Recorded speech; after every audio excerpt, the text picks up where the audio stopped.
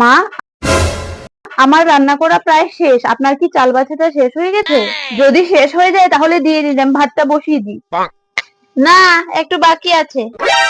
আর তুমি এইসব কি পরেছো? তোমারে কতবার কইছি না যে চুড়িদার পরবা না? না মা, আজকে অনেক গরম লাগছিল তাই পরে নিলাম।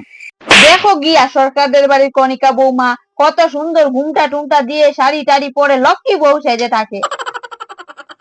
তুমি শুধু পণ করেছো না, আমার কথা শুনবা না? বৌমা, জলটা দিয়ে যেও তো। কে ফোন করছে আবার? হ্যালো, এই নিন মা কণিকা বৌমা পালিয়েছে সবজিওয়ালার সাথে। কি দিন কাল যে আইলো, রাখ রাখ রাখ ফোন রাখ। কি যে হইতাছে আমাদের পাড়ায়, কণিকা বৌদি পালিয়েছে, তাও আবার সবজিওয়ালার সাথে। নিন মা। দেখলেন তো মা, শাড়ি আর ঘুমটা দিলেই শুধু ভালো বউ হওয়া যায় না। আমি হব কণিকা বৌদির মতো? আপনি তো সব সময় বলেন আমি কণিকা বৌদির মতো এটা করি না ওটা করি না। না না না না, তোমার আর কারোর মতো হইতে লাগবো না। তুমি যা আছো ঠিকই আছো।